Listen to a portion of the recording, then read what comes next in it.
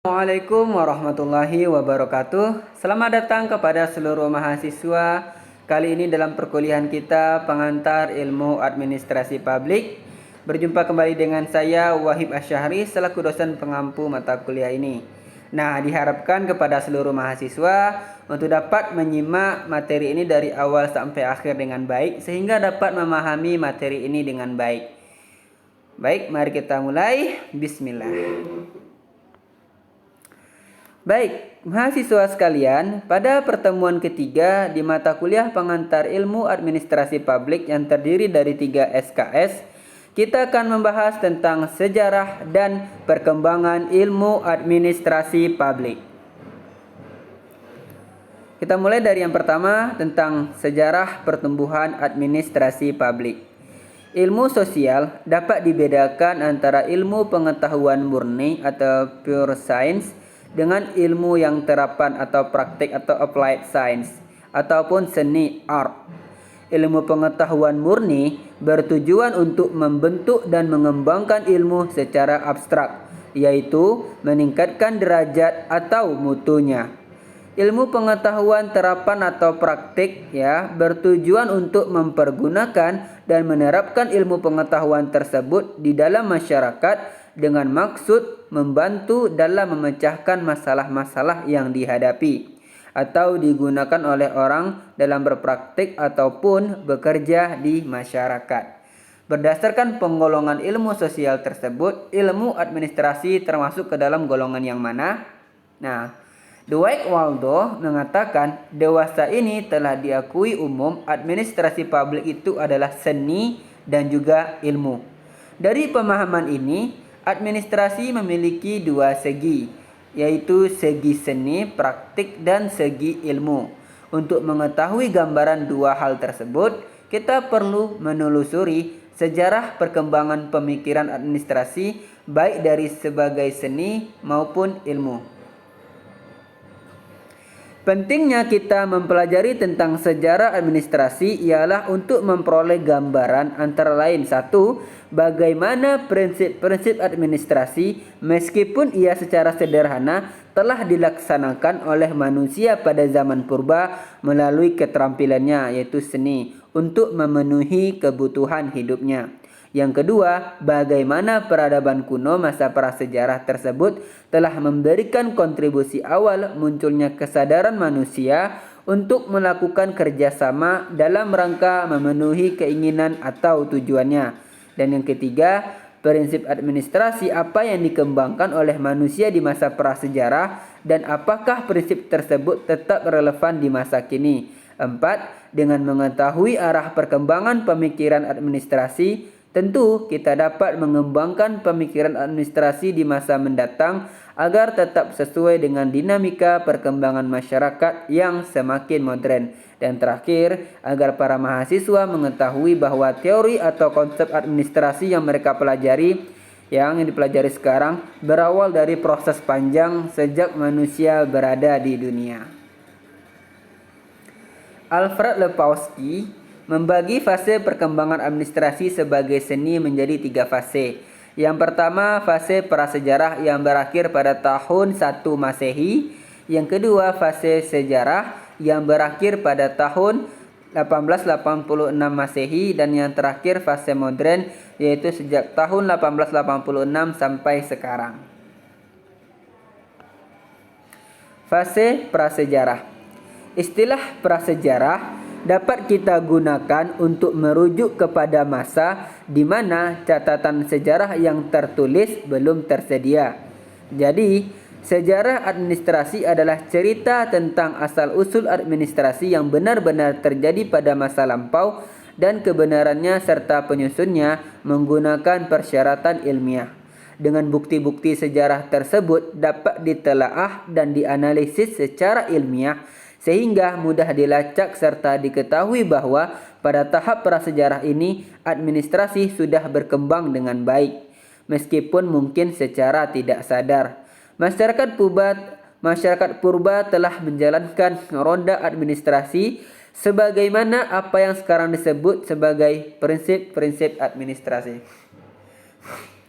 Karena kebutuhan masyarakat yang dipuaskan melalui penerapan prinsip-prinsip administrasi relatif masih sederhana, maka pada umumnya sistem administrasi yang dipergunakan belum serumit sekarang ini.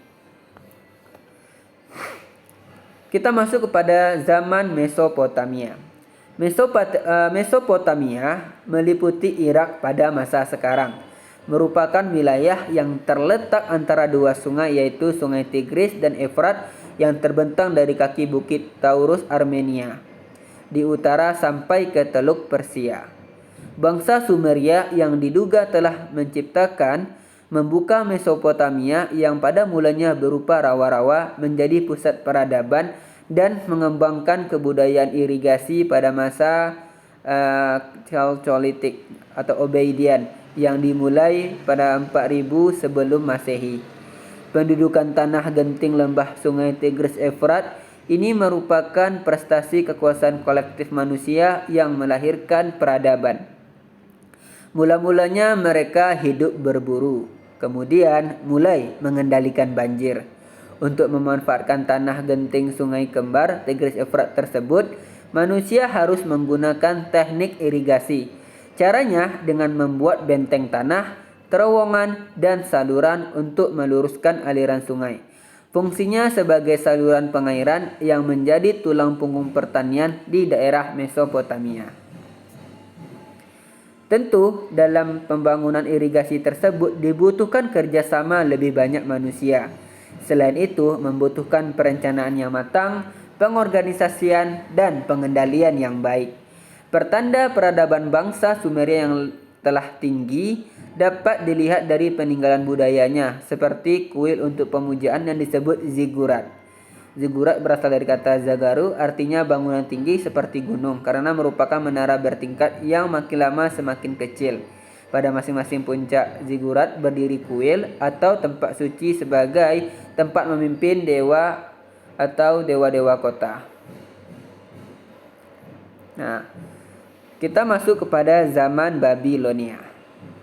Peradaban Timur Tengah meliputi peradaban kuno di wilayah Mesopotamia yang pada masa lalu terdapat beberapa kerajaan. Di antaranya kerajaan Babilonia yang terletak di lembah Sungai Efrat dan Sungai Dijlah ya, atau Tigris sebelah selatan. Pada arah sebelah selatan, yaitu pada tahun 4000 sampai 1300 sebelum Masehi. Dan kerajaan Assyria yang terletak di lembah Sungai Efrat dan Tigris sebelah utaranya, yaitu pada tahun 1300 sampai 606 sebelum Masehi. Mata pencaharian dan sistem ekonomi yang banyak digunakan oleh masyarakat Babilonia adalah perniagaan atau perdagangan. Babilonia juga terkenal dengan kota yang memiliki sistem pengairan bagus. Didukung oleh pengairan yang bagus, maka sistem pertanian banyak dilakukan oleh masyarakat Babilonia. Masyarakat Babilonia juga mengenal peternakan. Terbukti bahwa mereka banyak mempergunakan binatang sebagai alat transportasi dan dijadikan hewan peliharaan. Zaman Babilonia, administrasi pemerintahan, perdagangan, perhubungan, dan pengangkutan telah berkembang dengan baik pula. Perkembangan administrasi juga telah berkembang pada bidang teknologi. Terbukti adanya Taman Gantung, The Hanging Gardens of Babylon. Selanjutnya kita masuk kepada zaman Mesir kuno. Max Weber dalam Albert Lepowski menjelaskan bahwa Mesir adalah negara tertua yang telah memiliki sejarah kebudayaan tinggi. Buktinya, negara tersebut mampu menciptakan ide untuk mengatur masyarakat agar tertib dan patuh terhadap kebijakan yang dikeluarkan oleh penguasa atau raja pada saat itu. Zaman Mesir kuno yang berkembang pada zaman ini adalah di bidang pemerintahan, militer, perpajakan, perhubungan, dan pertanian termasuk irigasi. Semuanya itu diatur oleh suatu administrasi, peraturan atau undang-undang dan dijalankan oleh suatu lembaga, yaitu disebut dengan bahasa sekarang birokrasi, dengan kekuasaan sentral raja untuk memudahkan koordinasi pada tahun 2500 sebelum Masehi. Karena itu birokrasinya bersifat sentralistik. Selain itu, bangsa Mesir kuno memiliki prestasi pembangunan piramida kolosal yang terkenal dan sekarang telah menjadi salah satu keajaiban dan warisan dunia. Selanjutnya kita masuk pada zaman Cina kuno. Sama halnya dengan Mesir, Cina pun pada 500 sebelum Masehi sudah mengenal peradaban yang tinggi. Albert Lepowski menjelaskan berdasarkan catatan sejarah Cina kuno, terdapat bukti yang telah dikumpulkan oleh para sarjana seperti Hsu merupakan kebangkitan dan pengembangan administrasi sebagai seni organisasi, ilmu, atau manajemen dari suatu teknik. Ada 3 tokoh pada zaman peradaban Cina kuno yang telah memberikan sumbangan yang sangat besar terhadap administrasi pada zaman itu, yaitu pertama Konfusius, yang kedua Mencius atau Moti, dan yang ketiga Chou ya. Kita masuk kepada zaman Yunani kuno. Albert Lepowski mengemukakan bahwa Yunani seperti Mesir dan Cina kuno juga telah meninggalkan beberapa catatan penting tentang sistem administrasi ya. Beberapa catatan tentang sistem administrasi. Terlepas dari pemikiran seperti Republik Plato dan politik Aristoteles, kita masih dapat memperoleh sekilas tentang administrasi Yunani kuno. Dari yang pertama, pernyataan Pericles mengenai demokrasi Yunani dalam orasi penghormatan pemakaman para pahlawan perang Peloponnesia dari 430 sebelum Masehi. Yang kedua, interpretasi demokrasi Athena oleh Profesor Kebangsaan Amerika Greg R. Agaard. Dan yang ketiga, dialog Socrates dengan Nicomachides. Selanjutnya, zaman Romawi kuno. Romawi kuno adalah sebuah peradaban yang tumbuh dari negara kota Romawi didirikan di semenanjung Italia sekitar abad ke-9. Selama keberadaannya kurang lebih 12 abad, kebudayaan Romawi berubah dari monarki ke sebuah republik oligarki sampai ke kekaisaran yang luas, dan datang untuk mendominasi Eropa Barat beserta wilayah di sekitar Laut Tengah melalui penaklukan dan asimilasi. Albert Lepowski menjelaskan bahwa bangsa Romawi menguasai wilayah yang lebih luas dengan metode cara yang lebih baik daripada bangsa Yunani, tetapi hanya setelah masa Julius Caesar dan masa Republik Romawi, sehingga tidak sampai kekaisaran Romawi di bawah Augustus sekitar 25 sebelum Masehi adalah didirikan oleh seorang pegawai negeri yang dibayar. Oleh karena itu, ada perbedaan antara bangsa Romawi dengan Yunani karena orang Romawi kuno lebih realistis dan lebih diwarnai dengan metodologis. Peradaban bangsa Romawi kuno yang telah tinggi ya dapat diketahui pula melalui peninggalan budayanya seperti salah satu bangunan yang bernama Colosseum. Nah, itu tadi masa pada fase prasejarah ya. Kita masuk kepada fase sejarah. Abad pertengahan atau Middle Age merupakan abad kebangkitan religi di Eropa. Pada masa ini agama berkembang dan memengaruhi hampir seluruh kegiatan manusia, termasuk pemerintahan. Sebagai konsekuensinya, sains atau ilmu yang telah berkembang di zaman klasik dipinggirkan dan dianggap lebih sebagai ilmu sihir yang mengalihkan perhatian manusia dari ketuhanan. Karena itu zaman ini disebut dengan The Dark Age atau zaman kegelapan, di mana masyarakat Eropa menghadapi kemunduran intelektual beserta ilmu pengetahuan. Upaya manusia yang telah dirintis dan dikembangkan sejak masa Socrates, Plato, dan Aristoteles untuk mencapai kesejahteraan hidup melalui kekuatan rasio atau akal ternyata dihempaskan dan sepenuhnya didominasi oleh interpretasi terhadap Injil atau Evangelis atau sabda atau kabar gembira. Akibatnya, kebenaran ilmu pengetahuan dan teknologi yang bersumber pada rasio dihentikan dan kembali ke mitos serta irasionalitas. Berhubungan dengan gelapnya sejarah dunia, umumnya selama 15 abad pertama dari sejarah dunia modern, bidang administrasi pun mengalami kegagalan. Berarti tidak banyak yang diketahui dalam 15 abad itu. Meskipun demikian, timbulnya gereja Katolik Roma telah mempunyai pengaruh sangat besar terhadap perkembangan teori administrasi, mempunyai sumbangan besar terhadap pemikiran administrasi melalui praktek administrasi, terutama dalam organisasi 1000 tahun yang lalu, memberi kontribusi dalam pola dasar struktur organisasi, yaitu hierarki otoritas, spesialisasi aktivitas sepanjang garis fungsional, dan konsep staf. Pola dasar organisasi tersebut telah ditiru oleh hampir semua organisasi modern hingga sekarang, meskipun sudah barang tentu timbul perkembangan lanjutan. Nah, titik tolak perkembangan pemikiran administrasi menuju modern. Ya, abad pertengahan paling sedikit sudah berakhir dengan Renaissance yang meliputi abad ke-15 dan 16. Kata Renaissance berarti kelahiran kembali, adalah usaha untuk menghidupkan kembali kebudayaan klasik Yunani Romawi sebagai alternatif untuk menggantikan kebudayaan tradisional, di mana untuk menuangkan dengan bebas segala pemikirannya. Dengan adanya kebebasan berpikir, maka memunculkan ilmu pengetahuan ala modern serta mulai berpengaruhnya suatu perasaan hidup baru. Karena itu muncullah usaha-usaha penelitian empiris yang lebih giat lagi dan pada akhirnya memunculkan sains bentuk baru. Renaissance dalam arti luas merupakan sebuah revolusi budaya, revolusi sosial, revolusi seni, revolusi pandangan mengenai agama, revolusi ilmu pengetahuan, dan renovasi yang mengubah Eropa dari kegelapan intelektual abad pertengahan atau zaman kegelapan. Oleh karena itu, Renaissance melahirkan kembali semangat untuk menghidupi kemampuan manusia sebagai makhluk rasional. Nah, kita masuk kepada fase modern. Fase ini mulai dari 1886 sampai sekarang.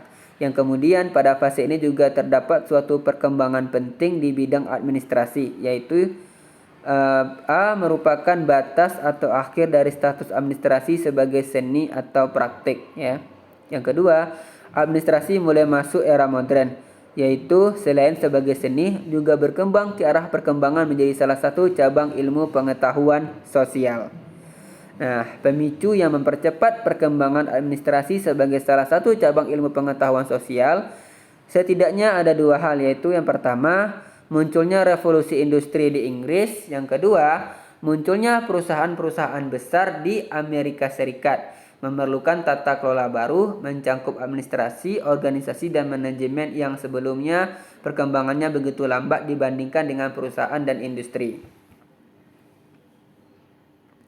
Kedua hal tersebut kemudian memunculkan motivasi di kalangan para ahli untuk memikirkan bagaimana mencari hal-hal baru mengenai administrasi, organisasi, dan manajemen sesuai kebutuhan saat ini. Kita masuk pada beberapa ahli, ya. Pertama, Frederick Winslow Taylor, ya. Frederick Winslow Taylor lahir 20 Maret 1856, meninggal pada 21 Maret 1915. Pada tahun 1911, Taylor menerbitkan karyanya Principles of Scientific Management yang menandai awal penciptaan teori yang serius di bidang manajemen dan organisasi. Ia dikenal sebagai Bapak Manajemen Ilmiah dan merupakan pemimpin intelektual dari gerakan efisiensi. Peninggalan Taylor yang paling terkenal dalam ilmu manajemen adalah ide tentang penggunaan metode ilmiah dalam manajemen. Ide ini muncul ketika Taylor merasa kurang puas dengan ketidakefisienan pekerjaan di perusahaannya. Ketidakefisienan itu muncul karena mereka menggunakan berbagai macam teknik berbeda pada pekerjaan yang sama. Nyaris tidak ada standar kerja di sana.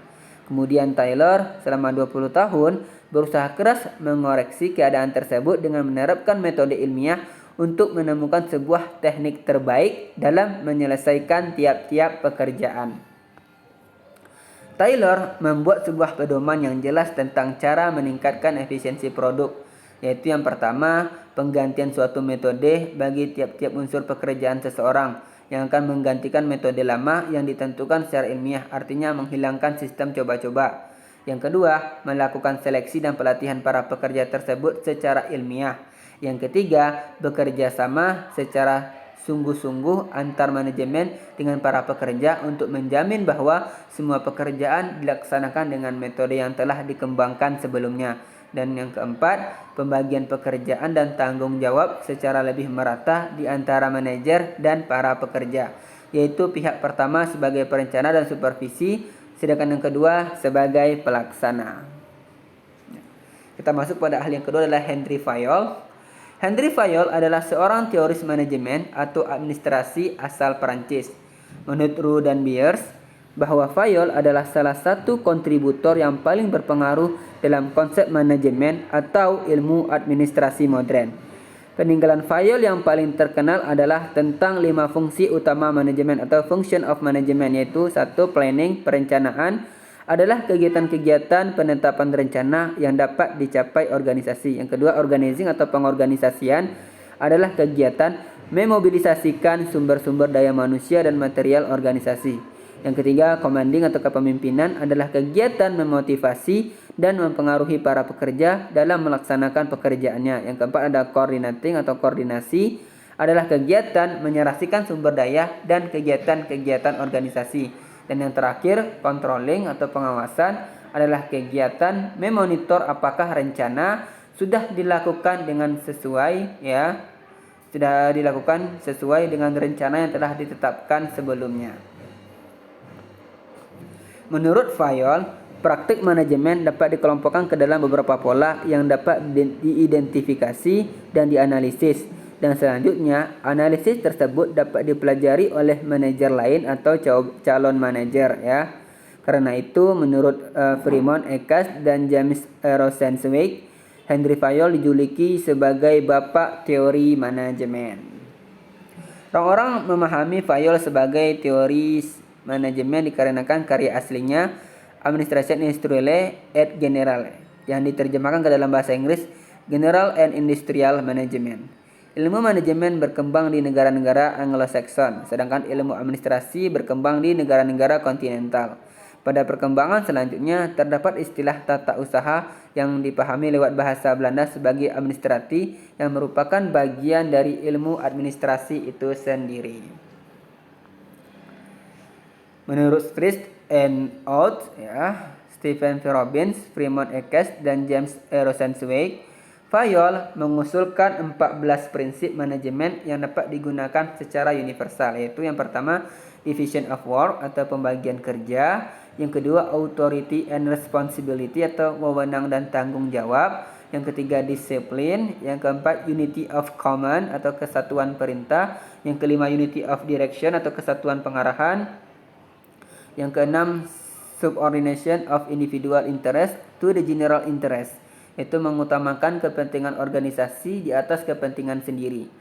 Yang ketujuh ada remuneration, yaitu pembayaran upah yang adil. Yang kedelapan, centralization, yaitu sistem sentralisasi. Yang kesembilan, scalar chain atau rantai skalar atau garis wewenang. Yang ke-10, order atau tata tertib. Yang ke-11, equity atau keadilan. 12, stability of tenure of personnel, itu stabilitas masa kerja pegawai. Yang ke-13, inisiatif, dan yang terakhir, spirit the corps, yaitu semangat kesatuan. Kita lanjut kepada ahli selanjutnya, yaitu Max Weber. Ia adalah seorang ahli ekonomi politik dan sosiologi dan sosiolog dari Jerman yang dianggap sebagai salah satu pendiri ilmu sosiologi dan administrasi negara modern. Ia mengembangkan suatu model struktur organisasi tipe ideal yang ia katakan sebagai alat paling efisien bagi organisasi-organisasi untuk mencapai tujuan. Ia menyebutnya struktur ideal ini sebagai birokrasi. Hal yang ditekankan oleh Weber adalah pembangunan birokrasi dalam sebuah organisasi, khususnya bagi organisasi publik atau pemerintah. Menurutnya, birokrasi dan prosedur merupakan kegiatan dalam manajemen yang harus diterapkan untuk tercapainya suatu keberhasilan organisasi. Birokrasi juga merupakan suatu alat untuk mengintegrasikan keseluruhan struktur dalam sebuah organisasi sehingga satu sama lainnya dapat berjalan ke arah tujuan yang sama. Max Weber mengembangkan teori manajemen birokrasi. Ia menekankan kepada kebutuhan akan penetapan hierarki yang sempurna ditentukan oleh penetapan peraturan dan garis wewenang yang jelas. Birokrasi adalah bentuk organisasi yang bercirikan adanya pembagian kerja yang teridentifikasi dengan jelas, peraturan dan ketetapan yang rinci, serta sejumlah hubungan impersonal lainnya. Pengaruh manajemen klasik ke dalam administrasi publik. Teori manajemen klasik telah memberikan pengaruh ke dalam administrasi publik yang dapat kita telusuri sejak akhir abad ke-19, yaitu administrasi publik di Amerika Serikat.